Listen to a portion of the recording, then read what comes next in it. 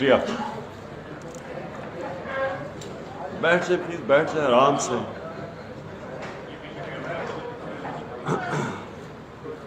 بسم اللہ الرحمن الرحیم. ایاک نعبد و ایاک نستعین. میں نے آج خاص آپ سب کو انویٹیشن دلوایا ارسلان سے اور فرقان سے. میں یہ چاہتا تھا کہ آپ سے ملاقات ہو، آپ کی بات چیت بھی سنوں،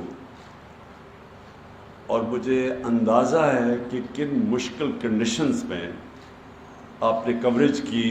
یہ جو 25 تاریخ کو ہماری مارچ تھی، کیونکہ میں دیکھ رہا تھا کئی چیزیں ادھر ہو رہی تھی جو کنٹینر نہیں دیکھ سکتا تھا، کنٹینر سے کوئی نہیں دیکھ سکتا تھا. لیکن مجھے آہستہ آہستہ پتہ چلتا رہا کہ آپ نے جس جذبے سے اور جس دلیری سے آپ نے کوریج کی، تو اس لیے میں نے کہا کہ میں آج آپ سب کو یہاں بلا کے خراج تحسین پیش کروں.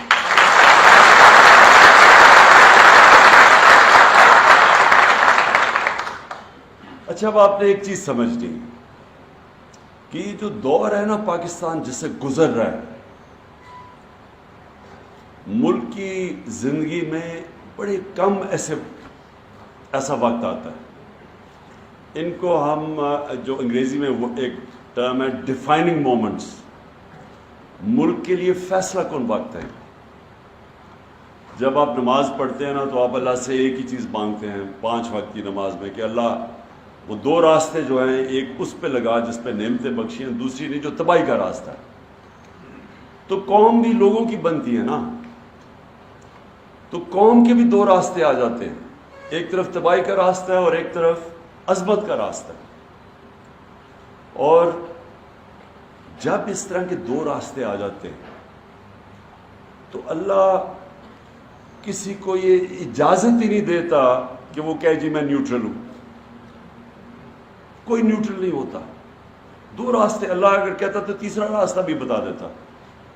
لیکن اللہ نے کہا کہ جب آپ نے فیصلہ کرنا ہے، ایک ملک، ایک طرف سارے پاکستان کے 30 سال پرانے جو جرم کر رہے تھے، مجرم تھے، وہ اوپر آ کے بیٹھ گئے ہیں. تو آپ جب ان کو دیکھتے ہیں تو ایک قرآن میں حکم ہے امر بالمعروف، اچھائی کے ساتھ کھڑے ہو، حق کے ساتھ کھڑے ہو، برائی کے خلاف کھڑے ہو، تو آپ ادھر ہیں. اور یہ جو آپ کی سٹرگل ہے یہ پولیٹکس نہیں ہے، اس کو پولیٹکس نہ سمجھیں، یہ جہاد ہے. جب آپ رائے حق پہ چلتے ہیں اور حق اور سچ پہ کھڑے ہوتے ہیں تو وہ پھر ذات سے باہر بات نکل جاتی ہے. آپ ایک معاشرے کو پروٹیکٹ کرتے ہیں. جو شہادت ہوتی ہے وہ ایک انسان معاشرے کے لیے اپنی جان قربان کرتا ہے. وہ پیغمبروں کے بعد اس کا سب سے بڑا رتبہ ہمارے دین میں. تو آپ جو اس سٹرگل کے اندر ابھی شامل ہیں، اور یہ جو آپ نے سینز دیکھے، کیونکہ آپ نے تو کئیوں نے بڑے قریب سے دیکھا جس ظلم سے، بابریت سے شیلنگ کی گئی اپنے لوگوں پہ. یہ ہم جنرل ڈائر تو جو ایک غلام قوم کے اوپر وہ گولیاں چلا سکتا تھا یا ظلم کر سکتا تھا، لیکن اپنی لا انفورسمنٹ ایجنسیز اپنے لوگوں پہ ایسے ظلم نہیں کرتی. یہ صرف کرمنلز کرتے ہیں. اور یہ جو آپ نے دیکھا یہ کرمنلز کا کام تھا. مجرم یہ سارے وہ لوگ ہیں جن سب کو بہت پہلے جیلوں میں جانا چاہیے تھا. یہ رانا ثناء اللہ اور یہ جو شہباز شریف ہیں، جب انہوں نے دن دہاڑے ماڈل ٹاؤن میں 14 لوگوں کو قتل کیا تھا اور 80 لوگوں کو گولیاں لگی تھی، ان کو تب جیلوں میں جانا چاہیے تھا. لیکن مسئلہ ہمارا ملک کا جو سب سے بڑا مسئلہ جو میں نے پولیٹکس شروع کی تھی آج سے 26 سال پہلے، انصاف کی تحریک. انصاف نہیں ہے. یہ انصاف آپ کو جہاد کر کے لینا پڑتا ہے، جدوجہد کر کے لینا پڑتا ہے. اور انصاف کا مطلب کیا ہے؟ انصاف تو کمزور کو چاہیے ہوتا ہے. طاقتور کو انصاف وہ اپنے آپ کو قانون کے اوپر رکھتا ہے. امریکہ جو انٹرنیشنل کرمنل کورٹ ہے اس کے نیچے اپنے آپ کو نہیں لانا چاہتا. لیکن سارے کمزور ملک اپنے آپ کو لانا چاہتے ہیں پروٹیکشن کے لیے. عدالتیں کمزور کو طاقتور سے پروٹیکٹ کرنے کے لیے بنتی ہیں. یہ پلیز آپ نے بڑی امپورٹنٹ چیز سمجھ لی. اس لیے ہمارے دین میں اللہ قرآن میں اتنا ایمفسائز کرتا ہے انصاف کے اوپر. ابن خلدون جو کہ ماڈرن ہسٹری کے باپ سمجھے جاتے ہیں, ایک بہت بڑا ایک ذہن تھا ماڈرن ہسٹری کا. ابن خلدون اپنی زندگی کا تھیسس لکھتا ہے. وہ ابن خلدون کہتا ہے کہ جو جتنی میری اسٹڈی ہے قرآن کی اور اسلام کی, تو اللہ نے انصاف کو صرف انسان کو دنیا میں صرف ایک وجہ سے بھیجا کہ میری زمین پہ انصاف قائم کرو. سو یہ جو جب آپ ان چوروں اور لٹیروں اور قاتلوں کے خلاف جب آپ ان کے خلاف کھڑے ہوتے ہیں تو یاد رکھیں یہ پولیٹکس سے اوپر چلی جاتی ہے بات, یا پھر اللہ کی رائے حق پہ چل رہے ہیں آپ, وہ راستے پہ جو آپ نماز میں مانگتے ہیں آپ اس راستے پہ چل رہے ہیں. اور یہ اس وقت قوم کے لیے سب سے امپورٹنٹ ٹائم ہے. ہم ان لوگوں کو شکست دے گئے, پاکستان اوپر چلا جائے گا انشاءاللہ. اور اگر ہم کامیاب نہ ہوئے تو یہ جو جنگ لڑنی پڑے گی یہ پھر آپ کے بچوں کو لڑنی پڑے گی, کیونکہ جنگ یہ لڑنی پڑے گی کبھی نہ کبھی ان چوروں کے ساتھ. تو وہ مشکل ہوتی جائے گی ملک کے لیے. اور پھر جو ہمارے نبی صلی اللہ علیہ وسلم کی جو بہت امپورٹنٹ حدیث ہے, اور قرآن میں کئی آیتیں اس کو سپورٹ کرتی ہیں کہ تمہارے سے پہلے بڑی قومیں تباہ ہوئی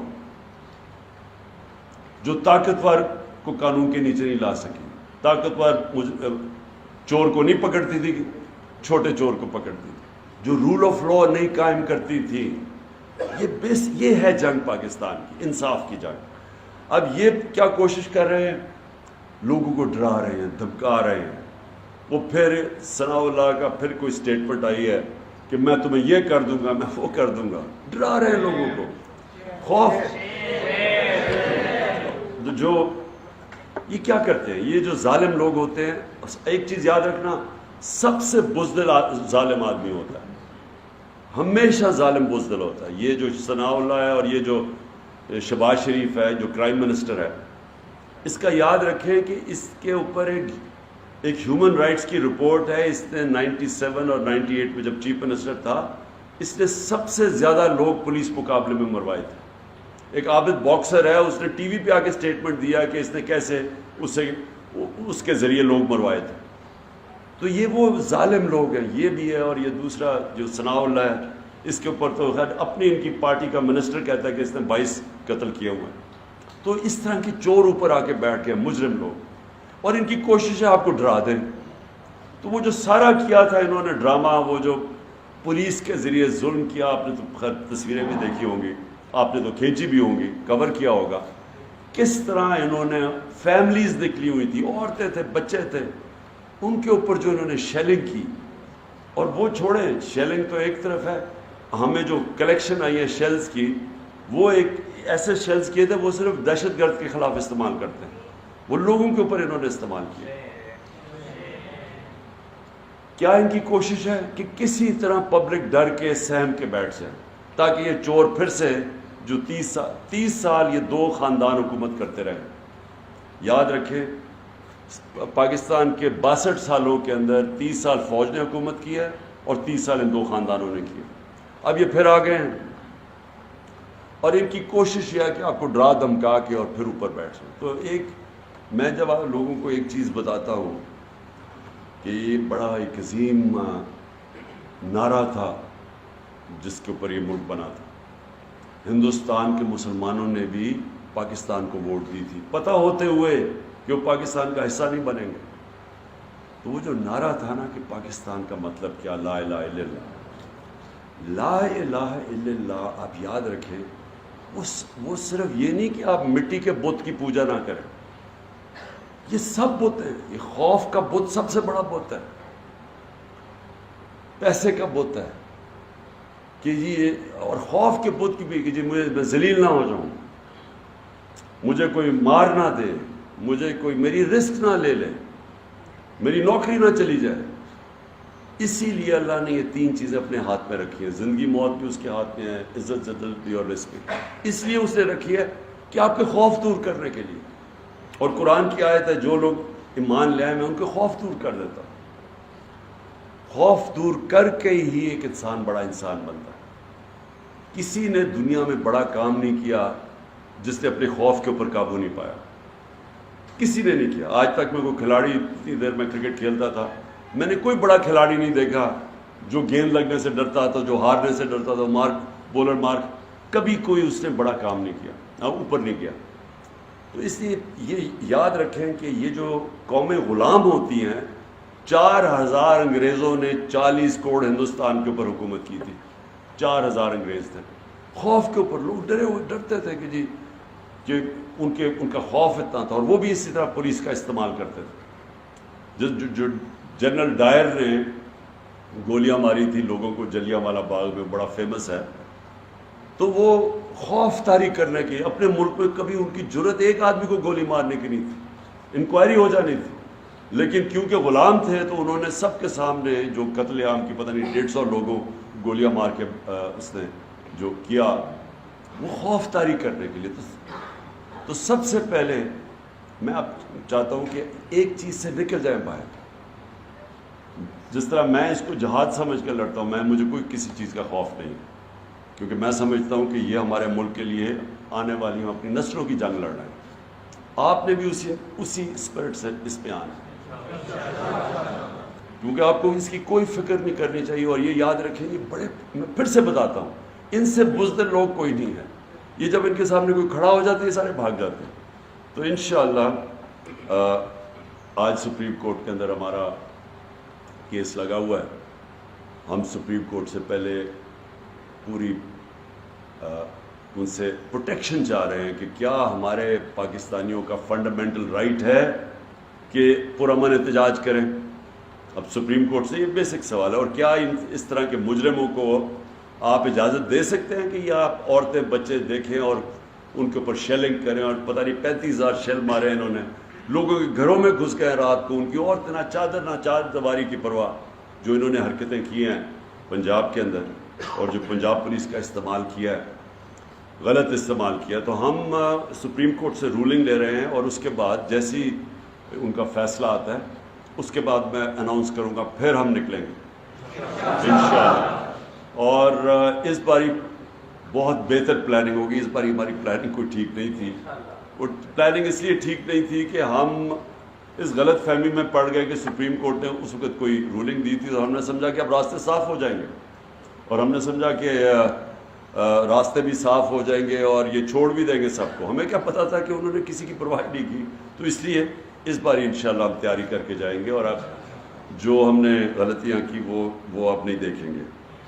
تو میں نے صرف آج آپ سب کو بلایا اس لیے تھا کہ مجھے پتہ ہے آپ نے کیا کیا سینز دیکھے. مجھے پتہ ہے کئی میں دیکھ رہا ہوں کوئی انجر بھی ہوئے ہیں, اس میں ان کو چوٹیں بھی لگی ہیں اور انجریز بھی ہوئی ہیں, زخمی ہوئے ہیں. تو میں نے آپ کو بس اس لیے صرف آج کہا تھا کہ آپ یہاں آئیں, اور میں اپنے ملک کی طرف سے, اپنی قوم کی طرف سے آپ کو اکنالج کرنا چاہتا ہوں, آپ کو خراج تحسین پیش کرنا چاہتا ہوں.